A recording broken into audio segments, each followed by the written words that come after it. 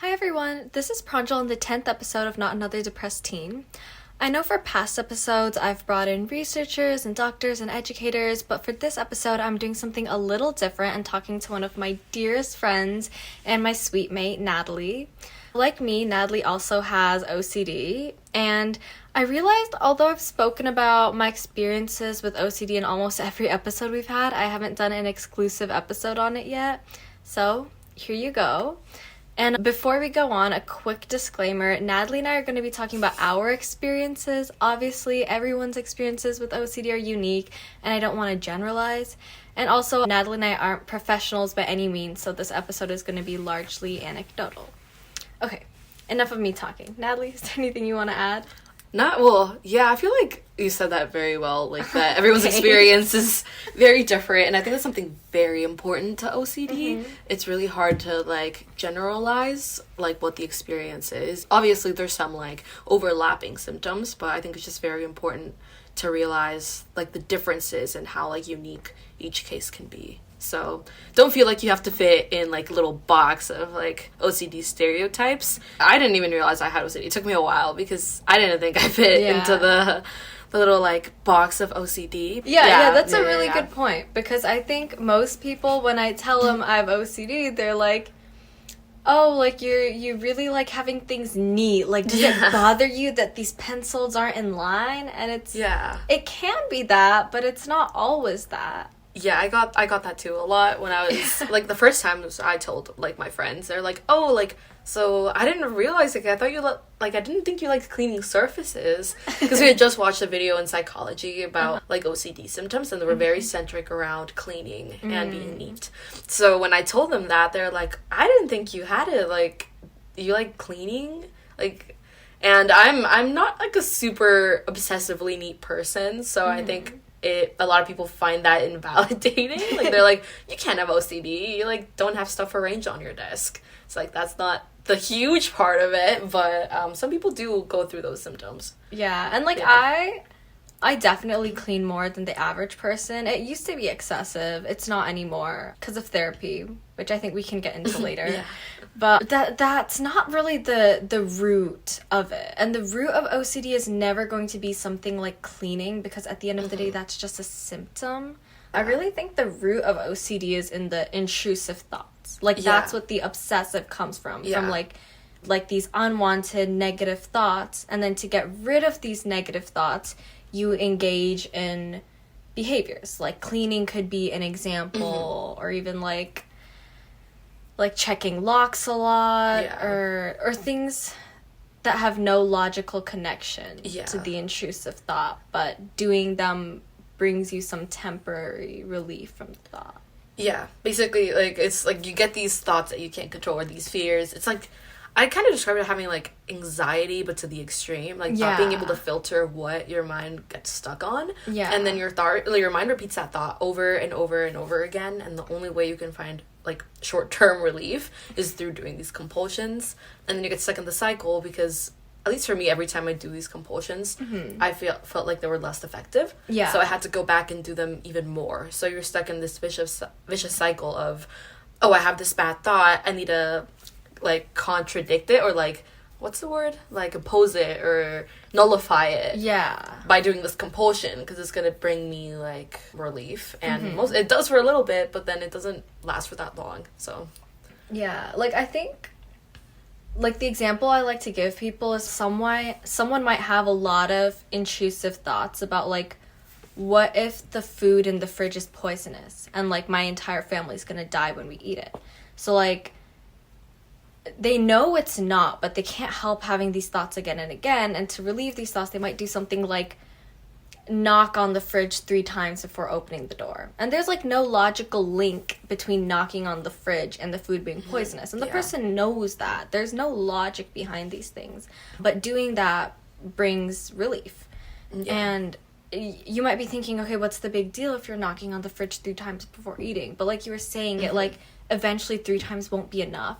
It's going to become 5 times and 20 times, and soon you have a 20-minute process to do before you start your meals, and you're running late for things.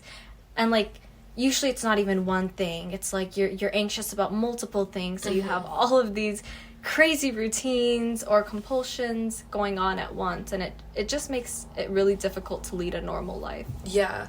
Because like you were saying, there's different areas where it can affect, like, at least what happened to me is I would be like stuck in one area for a bit, and I would have a couple of obsessions outside of like my area, but after I was done with that one, it would like another obsession would come up in a different area. So it was like, well, we're a different topic. Yeah. I mean, so it was like this constant cycle of, oh, maybe I get one thing out of the way, but then something else comes up, and it's like this never ending like obsession thing. But we can talk about this later, but like therapy definitely has helped a lot. Yeah, I get that. And also, like, not all obsessions have compulsions. Not all intrusive thoughts come with this, like, what's the word for compulsion that isn't compulsion?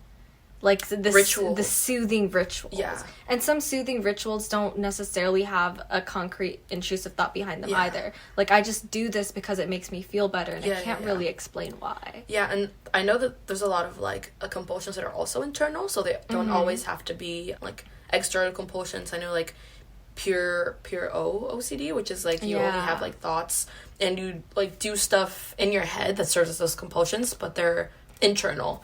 So, like, trying to not think. I know, at least for me, I did have a couple of those. So, like, I would try not to think about certain things.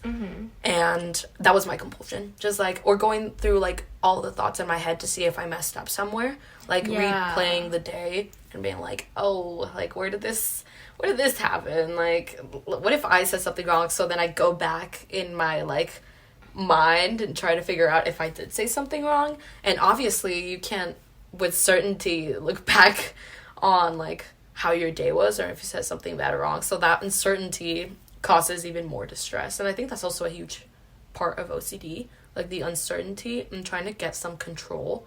At least for me, that's how that's how it felt for me. Like, there were some things I was uncertain about, and it made me very, very uncomfortable, like having to live with that uncertainty. So I tried to do these compulsions so I could get rid of that uncertainty and actually make it more concrete. And that's how I felt like a lot of mine started. Like, trying to get some control over things I didn't have control.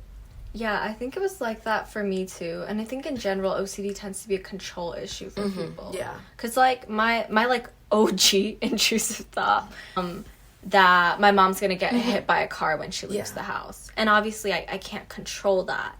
So in order to soothe that anxiety that might happen, I started doing all these rituals. And then that anxiety, like, grew. Like, it didn't have to be a car. It could be like, oh, someone might come into my house and they might shoot my mom. Yeah. Or they might start shooting other people in the family. And then it grew to things, like, not related to death either. Because, like, as you grow older, like, more stressors are introduced to your life.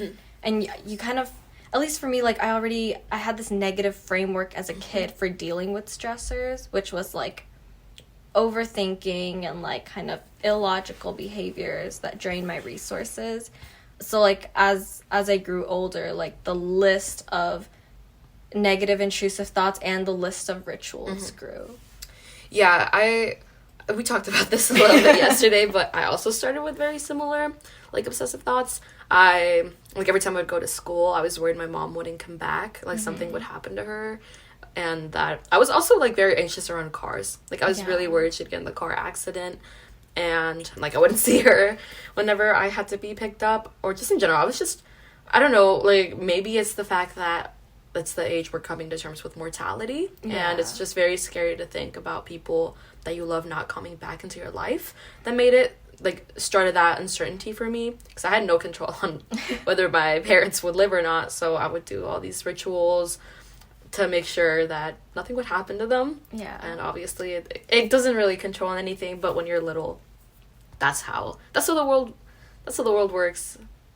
Yeah, we were, like, talking about this last night, but it's interesting how both of our OCD kind of started from, like, similar anxieties. Even though, like, I had, like, a traumatic event. Like, my mom was seriously injured in a car accident, and that's kind of what triggered everything. And I know, like, there wasn't anything quite like that. Yeah, I don't really remember. I don't remember if there was anything. Maybe, like, witnessing car crashes, because, like, sometimes you see them. But I don't have, like, a concrete, this is where it started. Yeah, and I think that's important to bring up, because, like, OCD isn't always triggered by, like, a single traumatic event. It can just be it can just be growing up and, like, realizing, like, wait, car accidents are a thing? Yeah. That's terrifying. You're telling me, like, a loved one of mine could die at any moment? Like, there doesn't have to be a traumatic event. Sometimes just new information growing older can trigger this. Yeah. Yeah, and something, like, additional to that, I feel like one of the first, when I was going through therapy, my therapist was like, I want you to think back on, like, what compulsions you did when you were little that you didn't realize were really compulsions. And one of the biggest things was asking for reassurance. I was huge on that. Like, I would ask my parents if things were going to be okay, or, like, depending on what I was worried. I don't really, it's not on top of my head on what exactly I worried when I was little. I do know the, like, parents dying was a huge one. Yeah.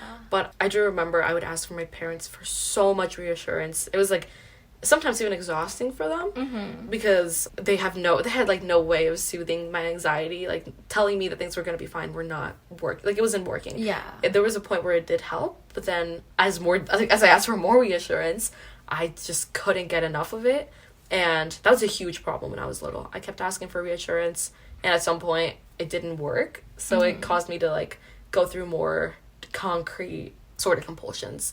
And I think, well, not even only concrete. I think another big one of mine was I grew up religious, and I was really afraid of, like, going to hell, or just like the idea that someone's constantly in my mind. And it's just very scary to think that people can, like, read your thoughts when you have such negative, intrusive thoughts that you aren't in control of.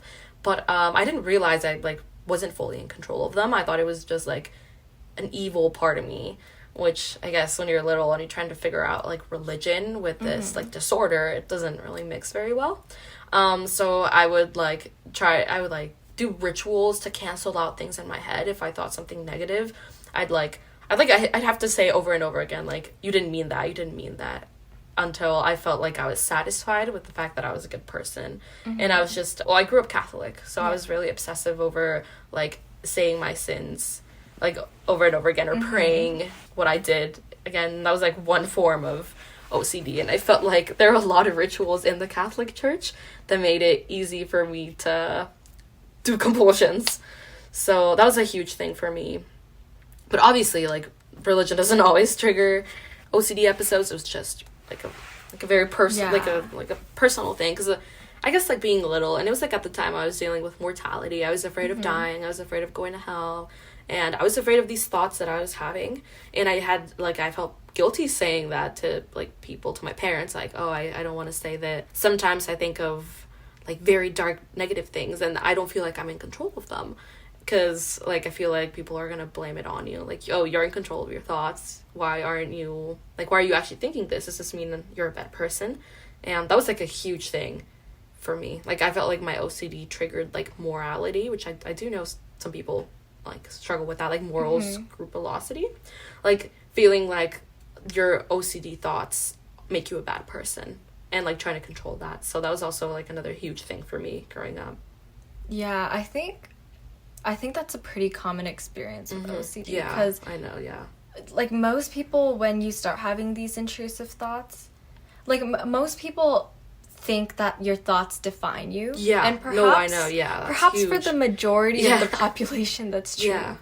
But definitely not for people with OCD. Yeah, and going into that, like, thinking mentality makes it so much worse, because they tell you you're in control of your thoughts, and, like, it defines you, and then you're not in control of these thoughts, and they're horrible, and you don't think you're a bad person, and you would never act on these things, but you just have no control over what's going into your head, and it just makes you feel like a horrible person, because you're told that your thoughts really define you.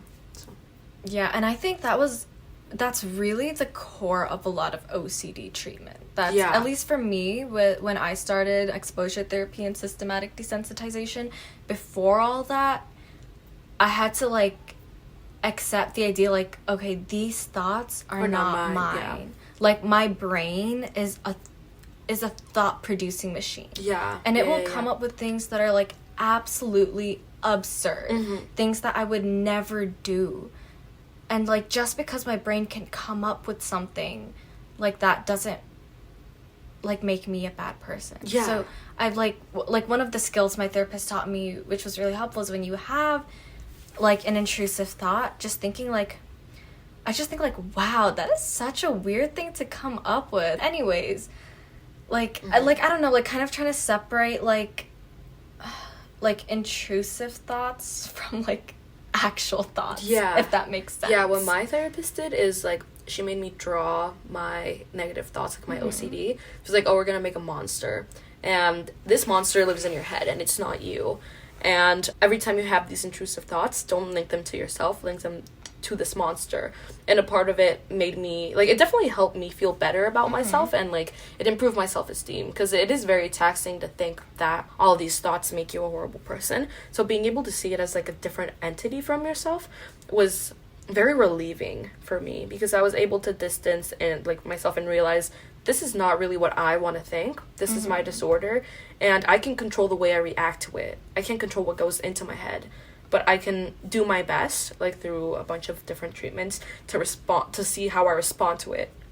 And I think a huge aspect of treatment is figuring out how to respond so you don't feed into that vicious cycle, which is huge, because if you, like, actually follow through with these compulsions, it makes the cycle go on over and over again, and you're really not going to get relief. That's just your brain, the way your brain works. So you need to figure out a way how to distance yourself from that and respond in a way that won't trigger the same cycle. Yeah, that's a really good point. That was something that was really helpful for me too, to understand, like, I do not control my thoughts, but I control my reactions to them. That was really the game changer, and I think that's, like, the prerequisite for systematic desensitization, which I think is something that helped both of us. It is, yeah. Do you want to explain that a little bit? Yeah, so exposure response prevention, or, like, systematic desensitization is basically when you, like, it's a form of therapy. It's very useful for OCD in particular, and it's when you have, like, these thoughts. I also see it done on phobias too. Yeah. So you have this fear, this, like, big thing, and your therapist tries to make you, like, be with this fear or think this thought. Like, say you're afraid of chickens. They put a chicken in front of you, or, like, a toy chicken, and you have to look at it. And then little by little, like, you work up to actually being able to have the chicken, like, next to you, on you. You're able to touch it. And that's, like, mostly for phobias. And OCD works in a similar way. Like, you slowly get exposed to that for, like, certain periods of time. And then you have to try not to do compulsions at that time. That's the way they did it for me. Yeah. I would just I would try my best not to respond to these compulsions. And it would start by smaller times, and then it would get, like, bigger, until I was able to go long periods of time without responding to these, not doing these compulsions or responding to these fears, and being able to sit with the uncomfortableness, so, like, an uncertainty of my thoughts or of my fears. Yeah, exposure therapy is a very baby step process, which makes it a lot easier, because you start with the things that make you the least anxious. Yeah. You work from the least scary to the most scary. And then even within each fear, like you said, you won't immediately hold the chicken. You might start by looking at a cartoon drawing of the chicken and seeing, like, can I stare at this drawing for 5 minutes? How about 10 minutes? Like, how long until I feel like I can't handle it anymore and I need to, like, do the compulsion? And the good thing about it is it's actually really effective. It is, like, compared to generalized anxiety, for example, OCD is much easier to treat. Yeah. Because there's more concrete fears, whereas generalized anxiety tends to be like, oh, I'm afraid of everything. Yeah. Both medications and like exposure therapy are really effective. So if you can get treatment, like, OCD is not, it's really not the end of the world. Like I think both of us are, like, great examples that, like, you can have OCD and still live like a happy, fulfilling, successful life. I will say, though, that if you can't handle exposure response prevention, it's, like, perfectly fine. I know, at least for me, when I was doing it, I could not handle being exposed to my fears for that long. And that's when I had to go on medicine. So I could actually go through the treatment, because I couldn't go through the treatment without, like, having something to counter my thoughts. So at least for me, I had to go on medicine. And it's a long story about how my parents didn't want me to go on meds. But it helped me go through exposure response prevention more successfully, because now I felt like my fears were something that were, like, digestible. Because there was a period of time where it was, like, very, like, I could not live like a normal life with OCD. And like my fears were so bad and so emotionally taxing that I just could not do exposure response prevention because of how much anxiety and how much the stress it caused me. So I needed to go on medicine so I could actually handle the treatment. So that was my experience. So if you find it a little bit too difficult to do exposure response prevention, you could always talk to your therapist and your psychiatrist, and they're gonna know what is gonna be helpful, because I know that different form of approaching exposure response prevention with medication definitely helped me so much. Yeah, I think that's a really great point. And there's still a lot of stigma about taking medications for any kind of mental health issue, but I would say to people listening, like, don't care about the stigma. Like, that's a social construct. Your OCD is very real. You need to be open-minded, talk to your therapist, and find things that work for you, because more likely than not, there is a treatment out there for you. It might not be medication, and if it is medication, it might not be the first one you try. Sometimes it takes time to find something that works for you, or like a combination of different types of treatments that work for you. But like, treatments do exist, is what I'm saying. It's not an uncurable illness. It's manageable. With treatment, you can manage OCD. Yeah, I will say, I don't think it fully goes away. Yeah, it doesn't I haven't heard a single person that has said that, like, it fully goes away. But it makes it so much more manageable and something you could actually, like you said, live a normal life with. And there's so many different treatments and a lot of different medications. And, like, stigma is a huge thing. You should not feel bad about taking medicine. Like, the way I approached it, because I definitely felt a lot of guilt about going on meds for, like, when I first started. But the way the things I told myself was that if this is going to help me live a normal life and I can actually go on with my life, it isn't, like, a burden. Like, why am I saying no to something that can potentially, like, save my life, or potentially, like, allow me to actually have a normal day-to-day experience? So that's how I told myself. Like, I didn't want to be in that situation anymore, and even though I was really afraid of meds, I thought it would be the best for, like, just being actually free of the burden of not being able to step away from your fears. Yeah, that's a really great point, Natalie, and I'm going to stop you right there because I don't want this episode to get too long. We're going to release a part 2 too, just so it's, like, a bit easier to process the information into bits. If there's any thoughts you guys have about this episode, please let me know. For those of you listening, as always, please feel free to email us at notanotherdepressedteen@gmail.com. And I really appreciate you guys taking the time to support our podcast. And I hope this episode was helpful. I hope these personal anecdotes were informational or provided a degree of relatability to some of you guys. And yeah, thanks for listening. And I'm looking forward to releasing part 2 soon.